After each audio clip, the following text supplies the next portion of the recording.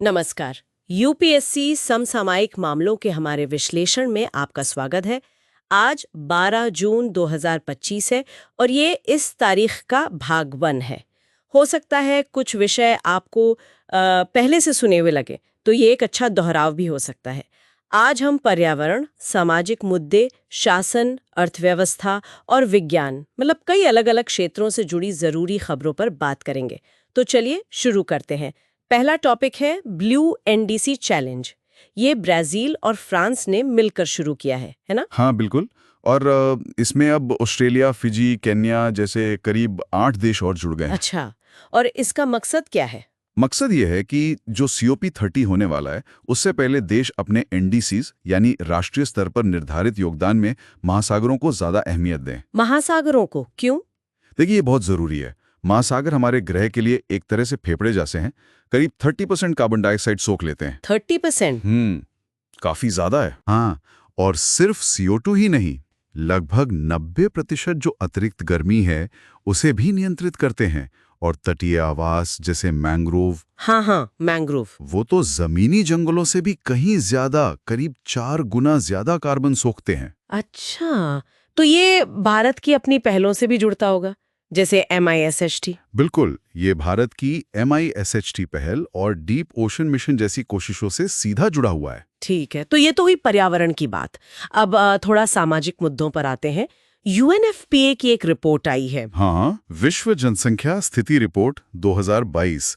इसका शीर्षक दिलचस्प है, असली प्रजनन संकट। असली प्रजनन संकट मतलब ये जनसंख्या बढ़ने की बात नहीं कर रही। नहीं, बल्कि ये रिपोर्ट गिरती प्रजनन दर पर चिंता करने के बजाय इस बात पर जोर दे रही है कि लोग अपनी मर्जी के हिसाब से परिवार क्यों नहीं बना पा रहे हैं। तो असली संकट ये है कि लोग जितने बच्चे चाहते हैं उतने पैदा नहीं कर पा रहे हैं। सही कहा। रिपोर्ट कहती है असली संकट जनसंख्या विस्फोट नहीं, बल्कि विकल्पों की कमी है। भारत में तो एक प्रजनन द्वंद्व दिखता है। द्वंद्व कैसा? जैसे बिहार, यूपी में प्रजनन दर अभी भी ज्यादा है, वहीं दिल्ली, केरल जैसे राज्यों में ये प्रतिस्थापन स्तर यानी 2.0 से भी नीचे चली गई है। और इसके कारण क्या बताएं रिपोर्ट ने? कई कारण हैं, जैसे वित्तीय बाधाएं, लगभग 40% लोगों ने ये कहा। फिर नौकरी की चिंता है, घर की कमी, बच्चों की देखभाल की सुविधाओं की कमी और सामाजिक दबाव भी। ये सब मिलकर लोगों को रोक रहे हैं। समझ गया, यानी ये सिर्फ स्वास्थ्य का मुद्दा नहीं, आर्थिक और सामाजिक भी है। बिल्कुल। अच्छा, अब शासन की बात करते हैं।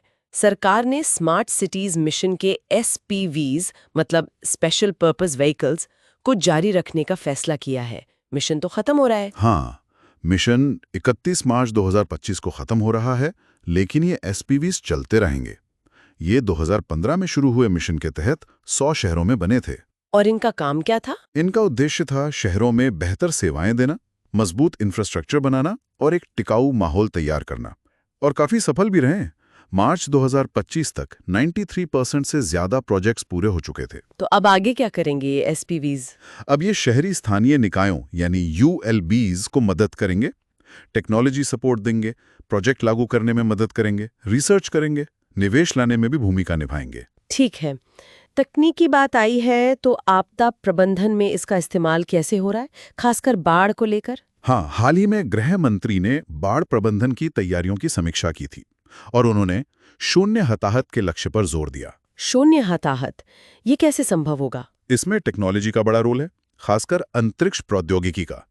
वैसे तो बाढ़ नियंत्रण राज्यों का विषय है, संविधान की सूची 2 में आता ही है। हाँ। प्रबंधन के 2 तरीके होते हैं, एक तो संरचनात्मक जैसे बांध, तटबंध बनाना, दूसरा गैर संरचनात्मक जैसे बाढ़ के मैदानों का सही इस्तेमाल और CWC द्वारा बाढ़ की भविष्यवाणी। और इसमें स्पेस टेक्नोलॉजी कहाँ फिट होती है?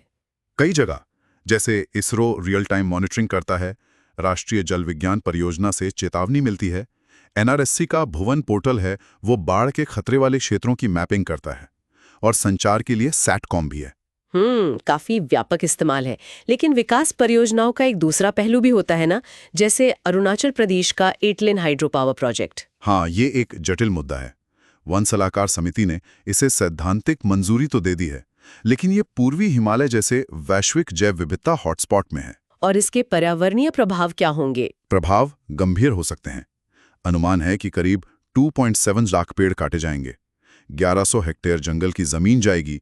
ये इलाका 6 वैश्विक रूप से संकटग्रस्त स्तनपायी प्रजातियों का घर है और भारत की लगभग 56% पक्षी प्रजातियां भी यहीं मिलती हैं। बाप रे। और स्थानीय लोगों का क्या कहना है? वहां की आदि और इदुमिश्मी जनजातियां इसका कड़ा विरोध कर रही हैं। उन्हें विस्थापन और अपनी जमीन खोने का डर है। ये विकास बनाम पर्यावरण और स्थानीय अधिकारों का एक क्लासिक मामला है। सही कहा, ये संतुलन साधना हमेशा मुश्किल होता है। अच्छा, अब अर्थव्यवस्था की तरफ चलते हैं। माइक्रो फाइनेंस क्षेत्र में कुछ दिक्कतें चल रही हैं। हाँ, आरबीआई के डिप्टी गवर्नर ने हाल ही में बताया कि माइक्रो फाइनेंस क्षेत्र का जो सकल ऋण पोर्टफोलियो जीएलपी है, वो साल दर साल करीब 13.9% गिरा है। 14% की गिरावट। इसका मतलब क्या है? इसका मतलब है कि उधार लेने वालों पर दबाव बढ़ रहा है और शायद नए कर्ज कम दिए जा रहे हैं। एमएफआईज के सामने कई चुनौतियां हैं। जैसे दूर दराज के इलाकों तक पहुंचने की लागत ज्यादा है, ब्याज दरें भी अक्सर ज्यादा होती हैं, 12 से 30% तक। शहरी गरीबों पर उतना ध्यान नहीं है, कर्ज चुकाने में देरी हो रही है और ये ज्यादातर फंडिंग के लिए बैंकों पर निर्भर हैं। क्या सरकार कुछ कर रही है इसके लिए? हाँ, कुछ सरकारी पहले हैं, जैसे एसआईडीबी की माइक्रो फाइनेंस योजना और नाबार्ड का स्वयं सहायता समूह बैंक लिंकेज प्रोग्राम, SHGBLP। चलिए, अब आखिर में कुछ और छोटी मगर अहम खबरों पर फटाफट नजर डाल लेते हैं। हुदैदा पोर्ट, ये कहाँ है? ये यमन में है, लाल सागर तट पर। यमन के लिए बहुत जरूरी है क्योंकि ज्यादातर आयात और मानवीय सहायता यहीं से आती है। हाल में कुछ हमलों की खबरें थी। ओके। फिर है साराट। ये NICOS ने बनाया है, search and rescue aid tool. Kerala तट पर एक जहाज में आग लगी थी, तब इसे इस्तेमाल किया गया था। और केट्रिन प्रयोग? ये जर्मनी में है, न्यूट्रिनो के द्रव्यमान को मापने की कोशिश कर रहा है। भौतिकी का एक बड़ा सवाल। अच्छा। संस्कृति से जुड़ी खबर, पोसन पोया। ये श्रीलंका में मनाया जाता है जून की पूर्णिमा को, सम्राट अशोक के पुत्र अर्हित महिंदा द्वारा बौद्ध धर्म लाने की याद में। अहिंसा का प्रतीक। ठीक है।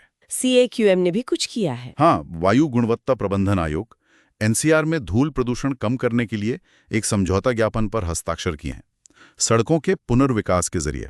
कैथेप्सिन B, ये क्या है? ये एक सेलुलर प्रोटीन है। NIAB के शोधकर्ताओं ने पाया कि इसकी गतिविधि कम करने से महिलाओं में डिंबग्रंथि रिजर्व को बचाने में मदद मिल सकती है। दिलचस्प। सेंट सोफिया कैथेड्रल, ये तो यूक्रेन में है ना? हाँ, कीव में। यूनेस्को विश्व धरोहर स्थल, 11वीं सदी का। हाल में रूसी हमले में इसे नुकसान पहुंचा था। दुखद है। और संत कबीरदास जी की जयंती भी थी। जी, 11 जून को वाराणसी में जन्मे, निर्गुण भक्ति पर जोर दिया, कर्मकांड जातिवाद का खंडन किया। उनकी रचनाएं कबीर बीजक, ग्रंथावली, आदि ग्रंथ साहिब में भी मिलती हैं। और अंत में FSDC, वित्तीय स्थिरता और विकास परिषद, ये 2010 में बनी थी। गैर सांविधिक निकाय है, वित्त मंत्री इसके अध्यक्ष होते हैं। काम है वित्तीय स्थिरता बनाए रखना और वित्तीय क्षेत्र के विकास को बढ़ावा देना। बहुत सारी खबरें हो गई। तो ये थे 12 जून 2025 के कुछ महत्वपूर्ण समसामयिक मामले, भाग 1। हमने देखा कि कैसे पर्यावरण, समाज, शासन, अर्थव्यवस्था और तकनीक सब आपस में जुड़े हुए हैं। हाँ, और आज की चर्चा से एक सवाल जरूर मन में आता है। विकास की राह पर चलते हुए, चाहे वो ऊर्जा हो, शहर हो या वित्तीय सेवाएं, हम पर्यावरण और सबसे कमजोर लोगों के अधिकारों के बीच सही संतुलन कैसे बना सकते हैं? ये एक लगातार सोचने वाली बात है ना? बिल्कुल, ये एक अहम सवाल है जिस पर विचार करना जरूरी है। उम्मीद है ये विश्लेषण आपके लिए उपयोगी रहा होगा। अगर आपको ये जानकारी महत्वपूर्ण लगी तो कृपया लाइक और सब्सक्राइब करें। अगले विश्लेषण में फिर मिलेंगे। धन्यवाद।